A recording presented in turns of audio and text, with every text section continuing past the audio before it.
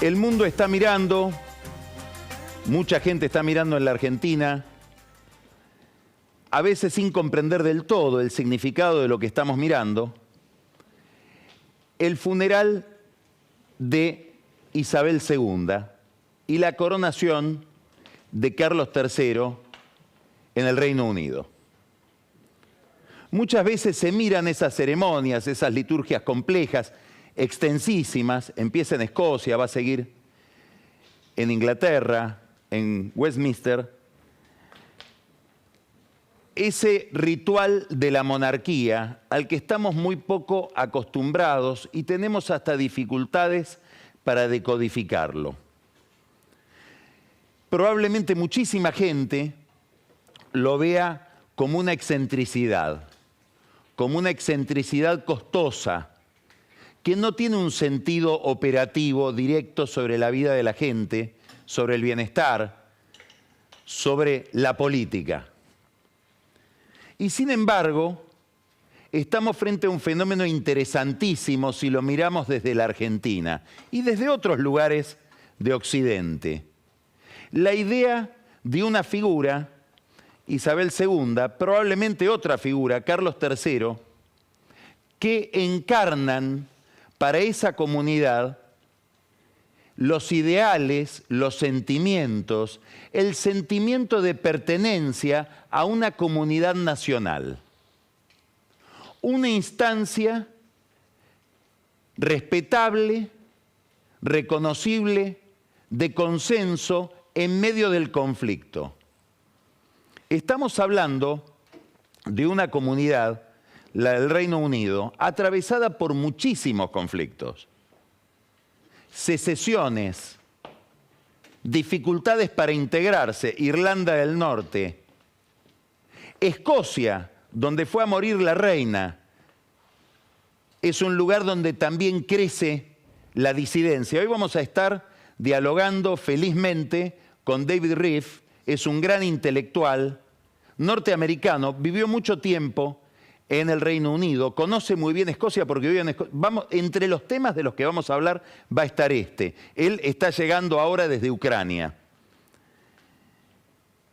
El Brexit, quedarse o no, seguir siendo parte o no de la Unión Europea, dividió a los británicos de manera tan agresiva como estamos divididos nosotros. Y sin embargo, esa división queda superada por esa instancia, si se quiere simbólica. Vamos a hablar también de esto con Camila Perochena, que significa la monarquía.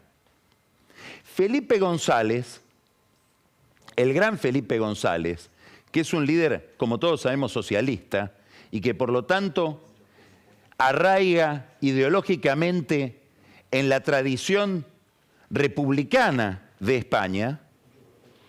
Sin embargo, con el paso de los años, con el peso de la experiencia, dice que el mejor sistema para él él lo llama monarquías republicanas. Se refiere a las monarquías constitucionales, como la española. Él apunta que de las 20 democracias más calificadas del mundo, 12 son monarquías constitucionales. ¿Por qué? Porque se plantea a través de la monarquía este equilibrio entre conflicto y consenso, entre tendencias a la disgregación y la posibilidad de acuerdo, de reunión en un punto. Esto que se lo provee a esas naciones, la monarquía, en las repúblicas, como sucede en la Argentina, debe ser producto de la negociación y del diálogo. En ese problema estamos metidos hoy y está metida sobre todo la dirigencia política. En lograr un acuerdo que debería ser en principio un acuerdo alrededor de reglas de juego, de procedimientos. Y un acuerdo donde se negocia, y acá está la gran dificultad, donde todos ceden algo, no donde todos ganan algo. Por supuesto, todos ganamos algo, pero cada sector debe ceder algo. Esto pasó en España después de la muerte de Franco. Esa es la monarquía de la que habla Felipe González, donde los republicanos como él cedieron ante la posibilidad de que haya un monarca, donde la derecha franquista cedió ante la posibilidad de que se legalice un partido como el comunista, donde los monárquicos cedieron ante la posibilidad de que haya un rey que no era el rey dinástico, no era el rey legítimo, era un rey Juan Carlos I, inventado por Franco, puesto por Franco. Cada uno cedió algo que le era esencial. Nosotros estamos mirando el espectáculo de la clase política argentina y es difícil contestar a la pregunta, ¿qué cedería cada grupo que le fuera esencial para lograr esa instancia de conciliación? Pero estamos viendo torpemente a una clase política que balbucea, que se pisa el cordón de los zapatos mientras camina en busca de un acuerdo. En parte esa torpeza se debe a la falta de experiencia. Yo recuerdo en los años, pongamos 2006, 2007, 2008, un sindicalista del sector energético, que era el sindicalista de empresas privadas energéticas, y decía a los directores de personal, a los jefes de personal, a los gerentes de recursos humanos, le tengo que explicar cómo se hace y cómo se cierra un conflicto por salarios, porque venimos de 10 años más de convertibilidad donde no había conflictos por salarios, se olvidaron, no tienen la experiencia de cómo se lleva un conflicto por salarios entre la empresa y los trabajadores. Esta clase política que estamos viendo ha perdido la gimnasia del diálogo y de la negociación después de tantos años de polarización radicalizada, extrema. Ahora, ¿por qué están buscando el acuerdo?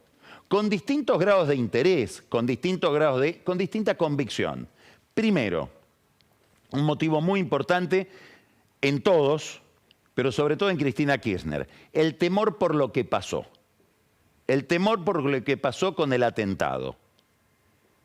Los que viven en la intimidad de la vicepresidenta dicen que los 2 primeros días después, aquel fin de semana posterior a ese jueves a la noche del atentado, se la veía como entusiasmada, como eufórica, porque, claro, lo que se escribió tantas veces y se dijo tantas veces, el atentado la reponía en el centro de la escena. Hasta que llegó el domingo a la tarde, cayó la ficha de esa pistola cuya bala no salió, se dio cuenta de que estuvo al borde de la muerte y aparentemente, según cuentan quienes la rodean, entró en un estado de desazón que no le veían desde la muerte de Néstor Kirchner. Y en ese estado está, agravado porque empiezan a ver, esto lo hablamos ya el lunes pasado, cuando hablábamos con Pancho Olivera, empieza a haber incógnitas, hay una colección de incógnitas muy difíciles de desentrañar, que dan para que distintos sectores de la vida pública imaginen conspiraciones con distintas terminales, con distintos motores, por momentos contrapuestos, pero las preguntas están ahí. Y estas son las preguntas que antes que nadie se hace Cristina Kirchner. Son preguntas que nos hacen sospechar que no estamos en presencia, como se pensaba al comienzo, de un loquito. Que puede haber un loquito, pero un loquito susceptible de haber sido manipulado por alguien o por alguienes que no están tan loquitos, o que pueden estar loquitos, pero operan en términos violentos. No sabemos quiénes son todavía, no tienen rostros, pero hay preguntas. La primera pregunta, que ya la hicimos la semana pasada, ¿alguien sabía que ese día no iba a estar Diego Carbone al frente del operativo de seguridad de la vicepresidenta? Diego Carbone es el jefe de la custodia. Una persona valiosísima para Cristina Kirchner, de extremada confianza, que ese día no estaba. Primera pregunta. Otra pregunta, la más importante tal vez de todas, ¿quién destruyó el teléfono? Porque el teléfono, el que borró los datos del teléfono, no los borró. Primero, es muy difícil pensar que se le borraron, porque esos programas que sirven para exhumar información de un teléfono celular que usan las fuerzas de seguridad están hechos a prueba de tontos. ¿De gente que lo manipula mal y puede borrar la información? Bueno, es casi imposible borrarla, salvo que uno quiera borrarla. Porque están fabricados justamente para que sea muy dificultoso borrar la información que se quiere conservar y que se quiere extraer. ¿Quién lo borró? Porque no es alguien que quería cuidarlo a Fernando Sabac Montiel, el que protagonizó el atentado. Porque Sabac Montiel ya está, seguramente en las próximas horas lo van a procesar, si no está procesado ya. El que borró el celular a quien quiere preservar es al que podía estar controlando a Sabac Montiel. De eso nos estamos privando de saber con esta operación que parece deliberada. Ninguna comparación es fiel, es fidedigna. Voy a hablar de otro hecho atroz. El atentado a la AMIA. En las primeras horas de la investigación, desapareció una colección de cassettes con grabaciones. Bueno, se perdió un material valiosísimo, deliberadamente. Todavía no sabemos quién lo hizo, pero había información valiosísima para saber qué pasó. ¿Quién es esta banda de vendedores de copos de azúcar? ¿Qué vendedores de copos de azúcar van a vender copos de azúcar en manifestaciones políticas de adultos? Normalmente uno los ve en la puerta del zoológico, en la puerta de los colegios, en los parques. Ocurrió algo interesante en el Parque Lezama este fin de semana, en el acto del kirchnerismo. Algo tragicómico, como para distender un poco. Había dos dirigentes kirchneristas de la capital en el palco y vieron de lejos un vendedor de copos de azúcar y uno le dijo al otro, ya somos boleta ahora. Pero claro, es muy poco habitual que haya vendedores de azúcar sistemáticamente varios días antes en la esquina de Uruguay y Juncal, donde había manifestantes adultos casi durante la noche, al final de la tarde. ¿Qué vendedores de copos de azúcar? Raros estos copitos. Alguien los armó, había un jefe además, que es el que lo financiaba, que también vendía copos de azúcar. ¿Qué es esto? Gran signo de interrogación. Que se formula seguramente la jueza Capuchetti, que se formula seguramente Cristina Kirchner antes que nadie. ¿Quién fue? ¿Qué fue a hacer ese vendedor de Rappi que se metió en la manifestación de los, podríamos decir, más fieles, más consecuentes, alguien podría decir, fanáticos de Cristina, a insultar a Cristina en la puerta de su casa, en una bicicleta, forcejeos? ¿No habrá sido alguien que mandaron para ver qué ambiente había, si había una agresión?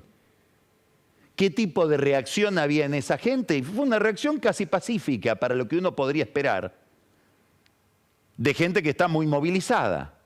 ¿Alguien organizó todo esto? Bueno, esta pregunta se la debe estar haciendo, seguramente se la está haciendo Cristina Kirchner, quien puede estar viendo, y esto implica un cambio radical en su vida, que no fue un loquito en un episodio que la quiso matar, sino que ha habido una organización, o puede seguir habiendo una organización, que está buscando matarla. Entonces ya pasamos a otro tren de vida, tipo Fidel Castro, que nunca se sabía dónde dormía esa noche, que cambiaba los horarios de sueño. Bueno, estamos ante este fenómeno, o ella está ante este fenómeno. Hubo un atisbo de todo esto, un atisbo que apareció y desapareció rápidamente. Y es un tuit del abogado de Cristina Kirchner, de Gregorio Dalbón, que dijo: el enemigo es tropa propia. Dijo algo más. Dijo: solo confío en Diego Carbone, en el jefe de la custodia. ¿Y en el resto de la custodia no? ¿Y en la Policía Federal no? ¿Y en el resto de las fuerzas de seguridad no? ¿Por qué solo en una persona? Después lo borró rápidamente. Seguramente alguien le habrá dicho esto no, pero ¿por qué es interesante ese tuit de Dalbón? Porque seguramente son hipótesis inconfesables, muy inconvenientes que se hagan públicas, pero deben estar trabajando y horadando la intimidad de la vicepresidenta y de su entorno. Este es el clima que induce a la idea de ¿por qué no acordamos? Gran problema para Aníbal Fernández, que debe dar explicaciones sobre las fuerzas de seguridad, que tuvieron sospechosísimas fallas en todo este hecho. ¿Seguían con Alberto Fernández? Alberto Fernández lo dijo hoy, en una entrevista con El País. ¿Seguían con él? Era un estado de WhatsApp el que alguien capturó. Hasta hoy a la mañana, por lo que sabemos, hasta hoy al mediodía, ese dato y la posibilidad de que hubiera alguna amenaza sobre Alberto Fernández no existía en el expediente que lleva adelante la doctora Capuchetti. Todo esto, que es la idea de un complot, ya no de un electrón loco, sino de una organización que se sirve del electrón loco, es el primer motor para decir, paremos, veamos la posibilidad de instar alguna instancia, alguna experiencia de diálogo y de acercamiento entre el gobierno y la oposición, entre las fuerzas políticas. Esto se combina con una segunda motivación, que ya es más extendida, no corresponde solo a Cristina Kirchner, que es el temor a que esta dinámica de enfrentamiento, después vamos a hablar con David Riff de esta cultura que se va instalando de polarización en distintas democracias occidentales, lleve a una radicalización que haga que se le vaya de las manos el mismo fenómeno a los principales dirigentes. Este es un temor que obviamente está en Cristina Kirchner, está en el gobierno, está en Macri también. Los que hablan en la intimidad con Macri dicen que él también daría un visto bueno con todas las reservas del caso, con todas las desconfianzas de que esa experiencia de diálogo pueda ser una trampa, después vamos a hablar por qué, para algún tipo de acercamiento que impida la locura. Hay signos de esto. No sabemos qué relación tienen Sabac Montiel, Brenda Uliarte, su novia, con el grupo Revolución Federal, que fue a arrojar antorchas y que vive en un clima amenazante para el kirchnerismo, de escraches, etc. Fue a tirar antorchas a la Casa Rosada. Hay imágenes en muchos videos sobre eso.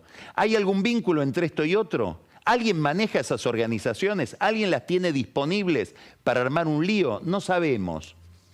Pero son preguntas que se empiezan a instalar inquietantemente en la escena pública. Por supuesto,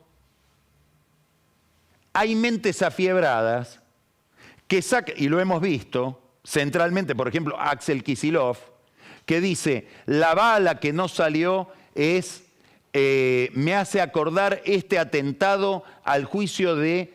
Son los jueces, son una metáfora de los jueces, son lo mismo.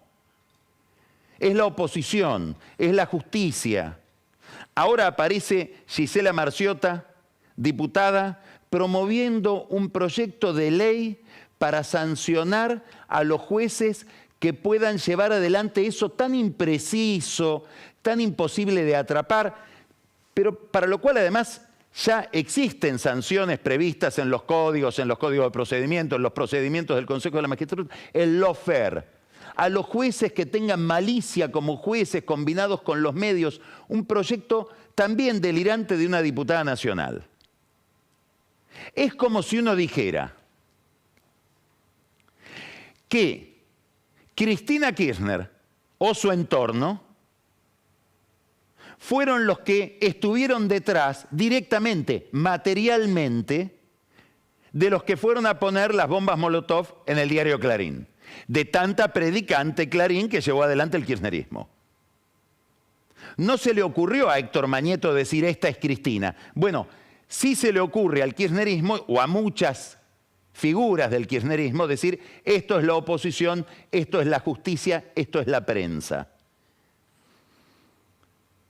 Eso, por supuesto, exacerba más los ánimos y trata de involucrar en un conflicto que parece ser llevado adelante por gente radicalizada y eventualmente por alguna mano negra que los quiere utilizar, involucrar a toda la política en esta lógica.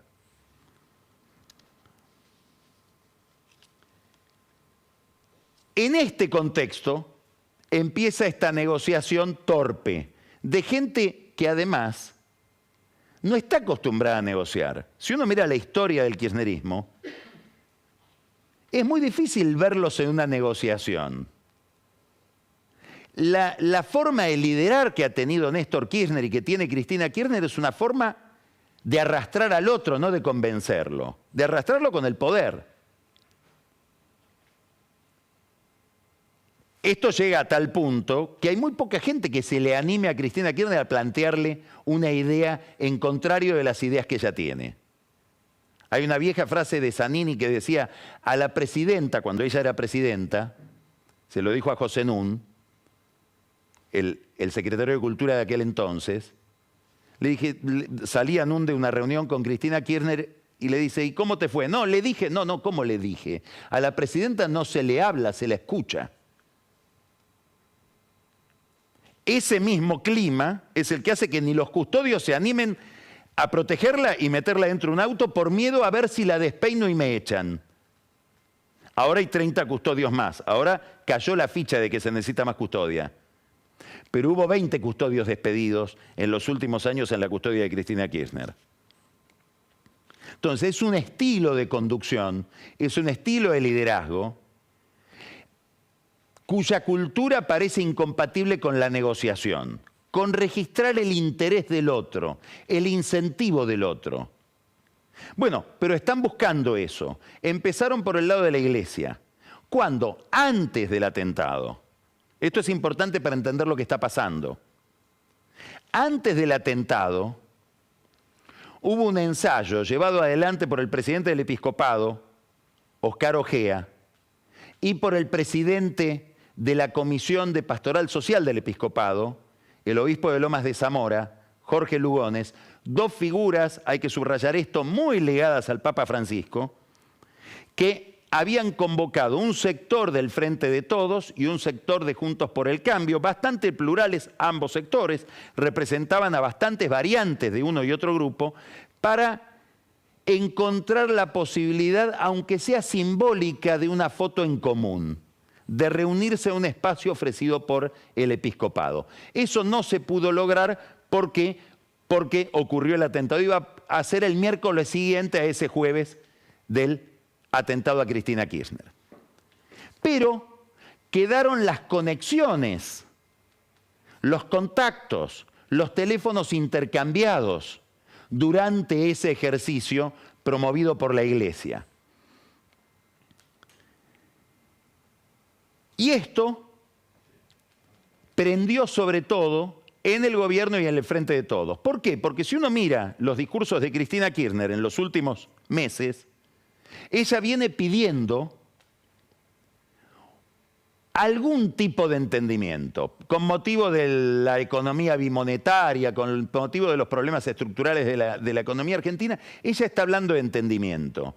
Si uno lee su libro, sinceramente, en el epílogo de sinceramente hay un llamado a un entendimiento. Es difícil registrar eso porque todo el discurso de Cristina Kirchner es combativo, entonces registrarla pidiendo un entendimiento casi ni se nota. Pero está eso, mezclado con otras expresiones. También es posible que quiera un entendimiento para que se establezca cierto clima de pacificación y concordia que le quite presión pública a los tribunales que la están juzgando. Y no solo a estos, a la justicia en general, porque es una presión que juega en su contra. El que se hace cargo de esto es Guado de Pedro. Aparentemente en representación de Cristina Kirchner y de Alberto Fernández. Y se puso en contacto con la gente con la que venía él negociando en el marco de ese acuerdo que estoy contando generado por la Iglesia, por Ojea y por Lugones, por estos dos obispos. Ahora, es evidente que Guado de Pedro tiene un enorme problema de método para hacer esto. Hay una tecnología que los viejos políticos conocen de cómo se gestiona un acuerdo. La primera discreción. Es muy difícil llevar adelante un acuerdo si uno da una entrevista por día. Le pasó el otro día. Dio una entrevista al ministro del Interior, Guado de Pedro, para explicar lo que iba a ser, lo que es el acuerdo que él está buscando. Y le preguntan por el juicio a Cristina. Y él dice lo que está obligado a decir. Y es un juicio que nos gustaría que lo lleven adelante jueces imparciales y no jueces que juegan a la pelota y toman whisky con Macri. Bueno, de Pedro, o lo criticás a Macri o buscás un acuerdo. Las dos cosas a la vez es imposible, entre otras cosas, porque es evidente, y esto el gobierno y sobre todo Cristina Kirchner lo registra con toda claridad, que Macri registra en la oposición, en Juntos por el Cambio, y sobre todo en el PRO, no tanto frente al radicalismo o la coalición cívica, una preeminencia que viene de haber sido el fundador, que viene de haber sido presidente y viene también del carácter de Macri, que tiene un carácter más marcante, más nítido. Entonces, no hay acuerdo sin Macri. Es decir, buscar un acuerdo e ignorarlo a Macri o criticarlo a Macri es casi un juego de suma cero. Guado de Pedro de esto no se dio cuenta todavía, Cristina Kirchner sí, por algo que vamos a contar después. ¿Qué quiero decir con esto? Que el acuerdo siempre, siempre, en todos los escenarios, es entre halcones. El acuerdo sirve si acuerdan los extremos, porque el extremo trae a todos. Si acuerdan los que se parecen, hay gente que queda afuera y denuncia por traidores o por colaboracionistas a aquellos que acordaron. Esta es la dinámica de cualquier acuerdo en cualquier escena. En este contexto es que Guado de Pedro, que es de Mercedes, vecino a Luján, que tiene una relación histórica con el intendente de Luján, Leonardo Boto, y esa relación histórica viene en que los dos tienen un pasado muy largo en el negocio del turismo, en la actividad, en la administración del turismo, tanto Boto como de Pedro. De Pedro nace a la vida pública como funcionario del área de turismo de la ciudad de Buenos Aires en la gestión de Aníbal Ibarra, año 2004. Desde entonces es amigo del intendente actual de Luján, que estuvo durante los 10 años que pasó en la función pública nacional al frente de un fondo que administraba recursos del turismo. De ahí viene el vínculo. Además de ser Jerónimo Ustarroz y Javier Ustarroz, los dos hermanos de Guado de Pedro, muy amigos de Boto, de Mercedes. Recurren a Monseñor Jorge Scheinig, el obispo de Mercedes Luján, el arzobispo de Luján, para pedirle una misa por la concordia nacional. Piden la misa para hacer una misa plural sin antes tener el ok de la oposición. Otro error. Ahora, Scheinig, ¿qué hace? Y les dice que sí. Hay una gran manipulación sobre esta misa de Scheinig porque he visto en las redes sociales que aparece que había bombos adentro de la iglesia, cosa que no existió, que había pancartas al lado del altar, cosa que no existió, que había cánticos que se publican en las redes y que eran de una misa que nada que ver con esta. Ahora, Scheinig dice, sí, es un acto religioso. Vamos a mirar lo que dijo Scheinig durante la misa, porque en todo este batifondo quedó marginada, quedó opacada, eclipsada la homilía de Scheinig, que fue realmente muy buena en este clima de discordia. Vamos a ver unos segundos de lo que dijo el arzobispo de Luján durante la misa que le pide el intendente de Luján, como él mismo, el arzobispo aclara. La Iglesia Católica y todos los credos estamos para ser servidores de la paz y la fraternidad. Y nuestro primer y principal servicio es la oración. Oremos, creemos que la oración de los que estamos aquí ya es un hecho de paz y de fraternidad. Este lugar sagrado es como un concentrado de la patria, porque aquí vienen millones de peregrinos de todos lados, de todas las edades, de todas las realidades sociales, de todos los partidos políticos, los movimientos sociales, e incluso de diferentes confesiones religiosas. Es decir, cuando uno mira lo que realmente dijo el obispo, es obvio que es un mensaje absolutamente ecuménico y pluralista. Es decir, ahora está pagando, él dice cometió un error. Sí, ¿por qué cometió un error? Porque no calculó la interpretación que iba a haber en este clima de discordia, donde aparece que ese mensaje es un mensaje kirchnerista. Está claro que no. Es decir, estamos ante una dirigencia en general muy poco despierta a los mecanismos del acuerdo. El primer mecanismo del acuerdo, como decíamos, es registrar al otro como legítimo. El segundo criterio de un acuerdo es entender los intereses del otro. Y el tercer criterio es proponer una agenda. Acá se habla mucho de acuerdo, pero nadie entiende muy bien, nadie puede definir para qué acordar. Empezó a esbozarlo un poco Guado de Pedro al final, cuando dijo, bueno, podríamos acordar sobre temas energéticos, algo parecido a lo que pasó en México, cuando Peña Nieto propuso un acuerdo para la dirigencia política también muy enfrentada de México. Me cuentan que cuando le fueron a Macri con la vocación de el gobierno de celebrar un acuerdo, Macri dijo, bueno, que escriban 5 puntos y hablamos, pero que haya algo concreto. Y tiene razón, porque lo otro es todo este desgaste de un dispositivo muy valioso, y sobre todo de un dispositivo muy valioso que es el papel que la Iglesia puede jugar en la Argentina, no como organización confesional solamente, sino como organización social y política para un momento de tensión. Sería penoso que por manipulación o por manoseo se queme ese fusible o ese dispositivo. Hasta ahora, ¿cuál es el experimento más concreto, probablemente más eficaz, pequeño, de entendimiento que ha habido en el seno de la política argentina? Este que les voy a contar.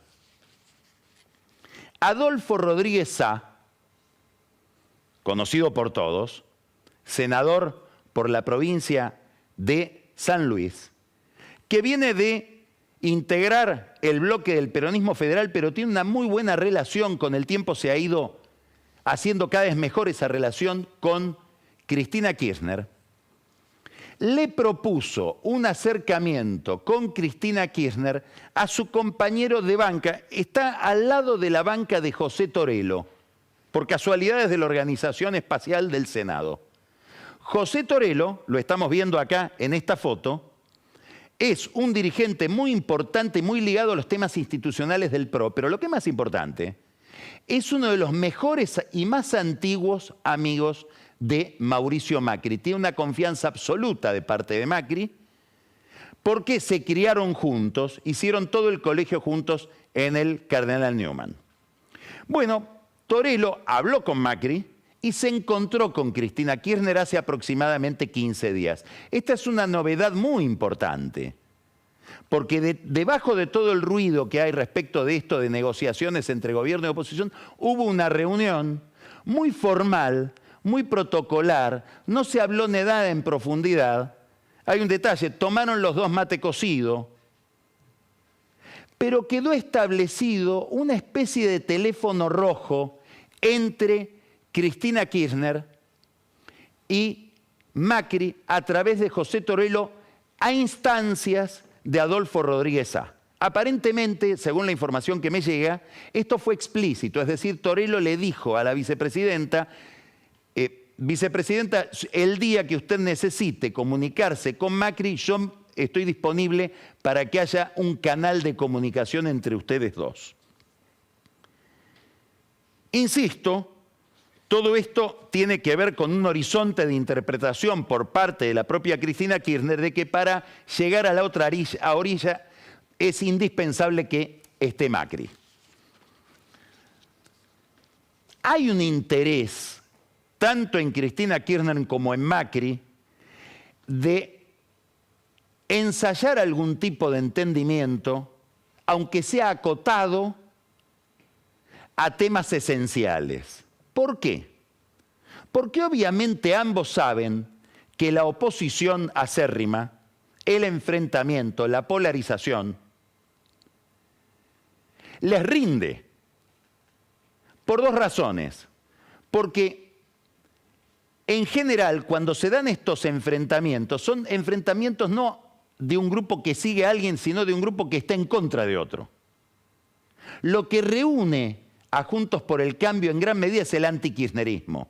Y muchos sectores del kirchnerismo duro, sobre todo el kirchnerismo duro, están unidos en el antimacrismo.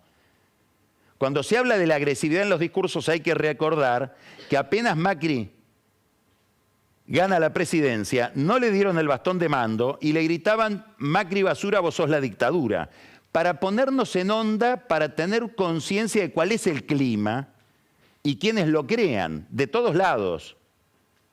Sería hipócrita decir, no, esto lo crea un grupo y no el otro. Es cierto que Kirchner inauguró en la democracia moderna un nivel de agresividad que desconocíamos antes.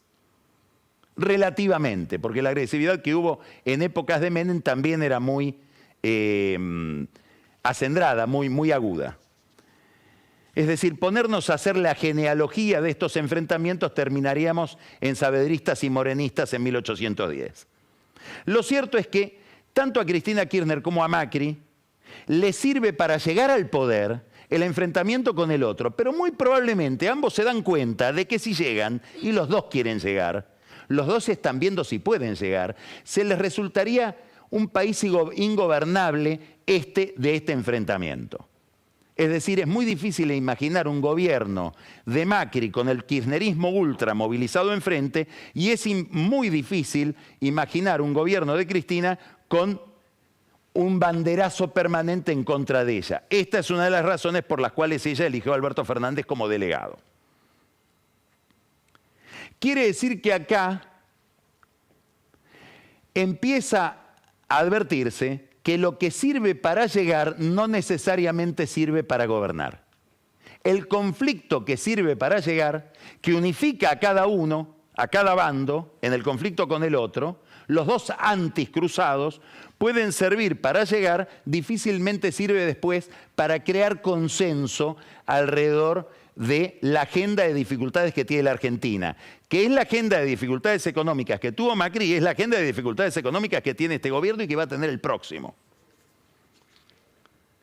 Macri también está mirando esto.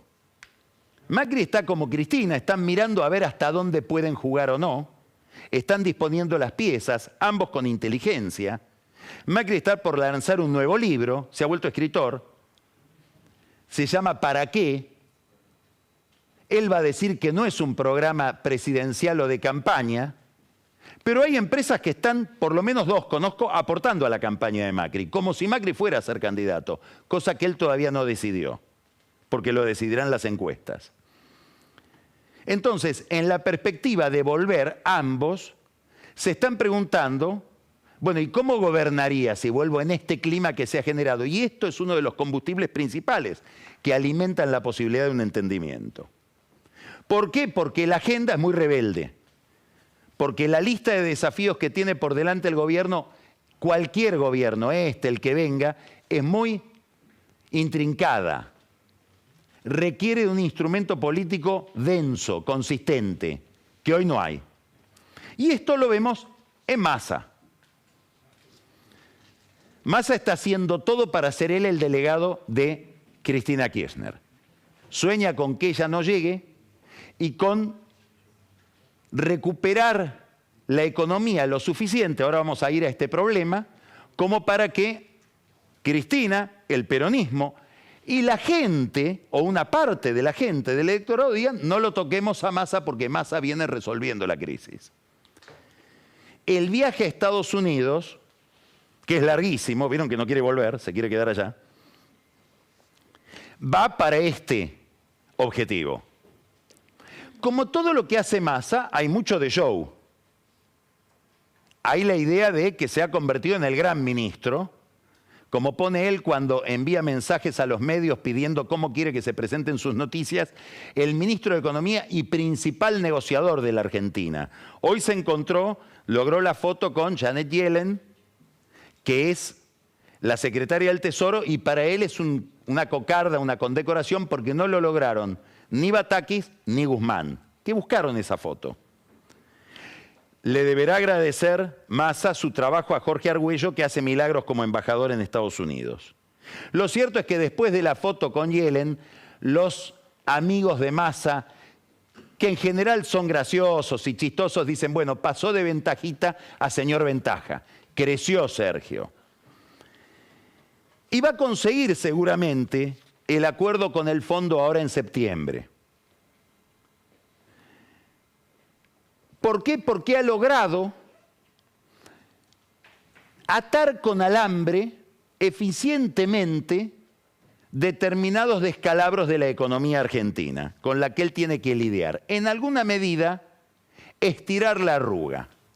Ahora, creo que en este clima de euforia que se vive alrededor de Massa y que el propio Massa, que es un experto en esto, va a transmitir, hay que mirar determinados detalles para entender hasta dónde hay posibilidades y hasta dónde hay limitaciones en este proyecto de Massa y, por lo tanto, en el proyecto del gobierno de recuperar competitividad electoral. Tema central para Cristina Kirchner, para Alberto Fernández y para Massa.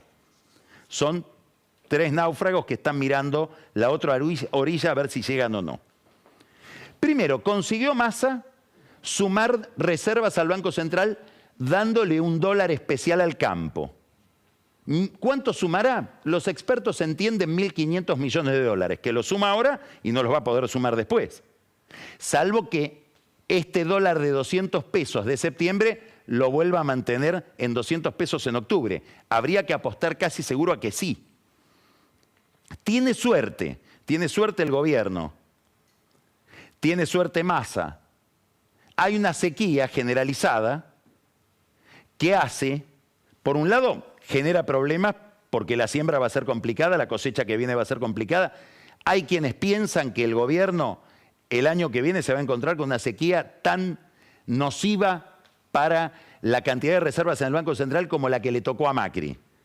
Pero hoy, la noticia es que el Departamento de Agricultura de Estados Unidos hoy calculó que va a haber un ajuste en 4 millones de toneladas de soja de las que produce Estados Unidos y en 10 millones y medio de toneladas de maíz. Eso, los que siguen el mercado de granos dicen, miremos Chicago esta semana porque va a ser un fenómeno importante esta reducción de oferta en los precios. Va a haber un aumento de precios que al final va a beneficiar relativamente, porque esto arbitra con la sequía, al gobierno que está muy necesitado de dólares. Ahora, esto posterga la crisis, no la elimina. Las raíces de la crisis están operando. Entonces, primero, le dieron este dólar de 200 pesos al campo, que genera todo un ruido dentro del kirchnerismo. Usted no se olvide que el kirchnerismo nace como kirchnerismo, tal cual lo conocemos en el conflicto con el campo. Ahí nació el discurso que le conocemos de agresividad al kirchnerismo del 2008 en adelante y sobre todo el enfrentamiento con los medios. ¿Quién fue el líder oficial del conflicto con el campo? Guillermo Moreno. Escuche lo que dice Guillermo Moreno en un mensaje que le envió a los militantes de su agrupación a propósito del dólar soja. Escuche. Las decisiones tomadas por el Poder Ejecutivo el último domingo implicaron una brutal transferencia de ingresos de los sectores populares a los productores de soja y a los dueños de la tierra, a través del alquiler, que obviamente tienen que pagar los productores.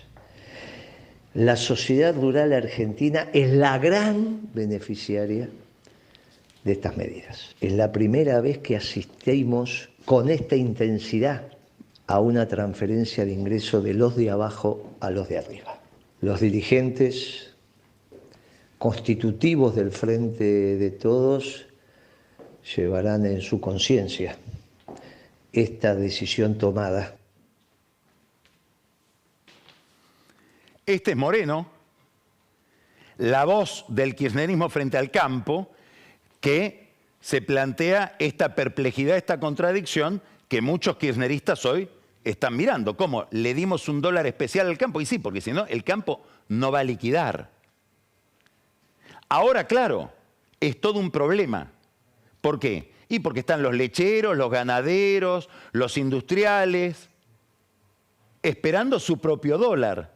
Porque si hay un dólar de 200 para el campo y el gobierno está tan necesitado de dólares que toma esa medida que provoca esta reacción en muchos kirchneristas, Bueno, esperamos que a nosotros también, con esa necesidad de dólares, nos dé nuestro propio dólar, piensan esos sectores. Agrego el pesquero, muy ligado al gobierno. Quiere decir que es muy probable, y esto calculan los expertos en mercados de cambios, que todos esos sectores liquiden menos o no liquiden a la espera de que los atiendan en la fila. De hecho, no hay una devaluación, pero al final hay una devaluación, por supuesto, que va cada vez más cercana a la inflación del dólar oficial, pero este dólar tailor-made para sectores, al final termina siendo una devaluación de distintos tipos de cambio para cada nicho.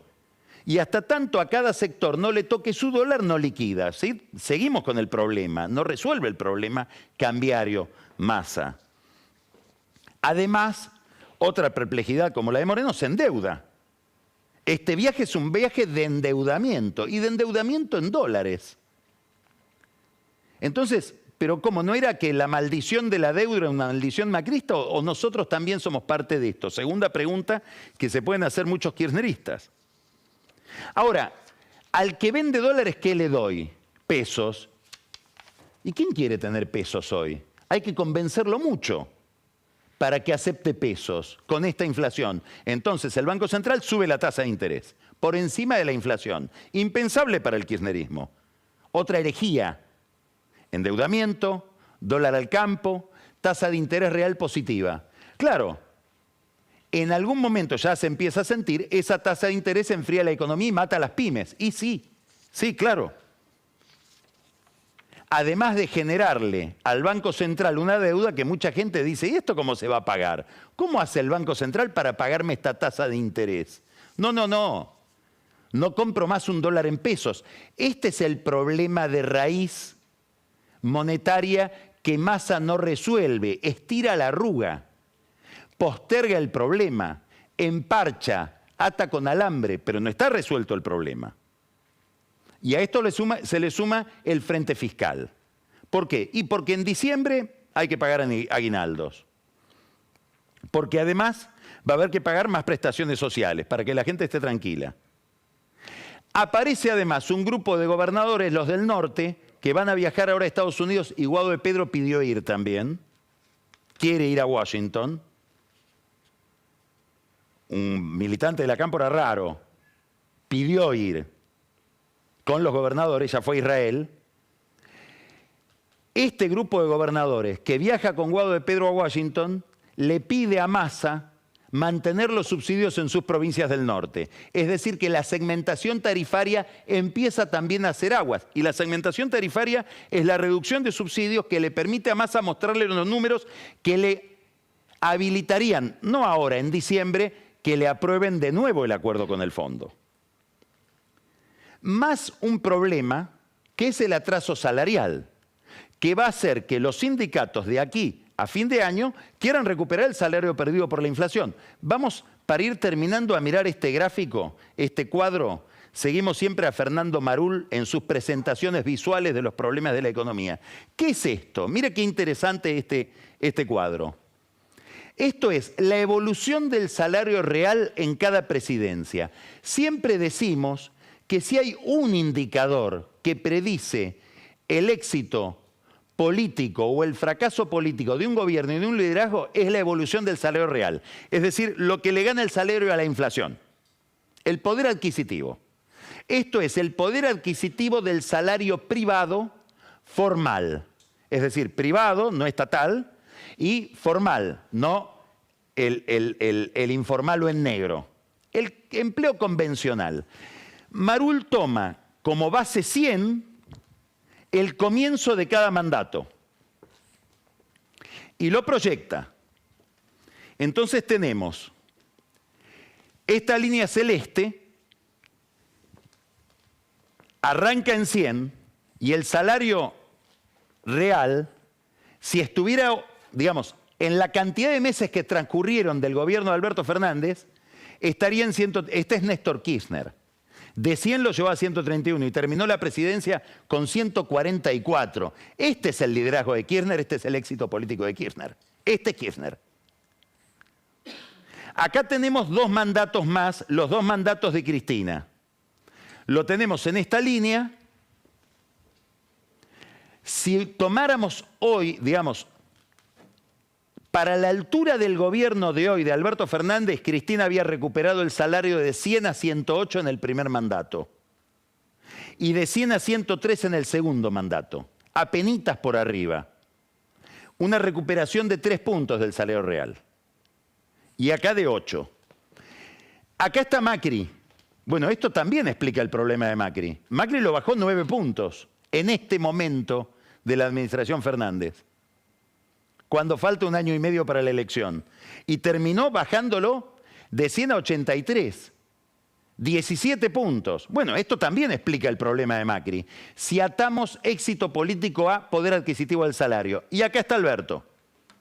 97. Está 3 puntos por abajo. ¿Qué va a pasar con esto? ¿Massa va a lograr que esto se recupere o no? Esta es la pregunta que se está haciendo Cristina para saber qué destino político va a tener este gobierno. Ahora, ¿cuánto tiempo tiene Massa para demostrarlo? ¿Cuánto tiempo tiene para seguir dando malas noticias? Aumento de tarifas, reducción del salario del sector público, aumento de tasa de interés que enfría la economía, mata a las pymes. La pyme endeudada está en un problema. ¿Cristina lo va a dejar experimentar hasta cuándo? A Guzmán lo dejó hasta diciembre. En diciembre del 2020 empezaba la campaña electoral. Le dijo, hasta acá llegaste. Esta es la gran incógnita. Esta es la gran incógnita. Este problema, en este gráfico, detrás de este gráfico se esconden las miserias, las dificultades de la economía argentina. Massa tiene que rendir examen en diciembre frente a Cristina y frente al fondo. 2 mesas examinadoras contradictorias. La misma agenda de Massa la va a heredar el próximo gobierno, el del que sea. El de Juntos por el Cambio, el del Frente de Todos, quien llegue. Para eso se necesita consenso político. No hay un monarca, no hay una Isabel de Inglaterra. Hace falta un acuerdo. El problema es que tenemos una clase política muy propensa a no acordar y que se olvidó de cómo era dialogar con el otro.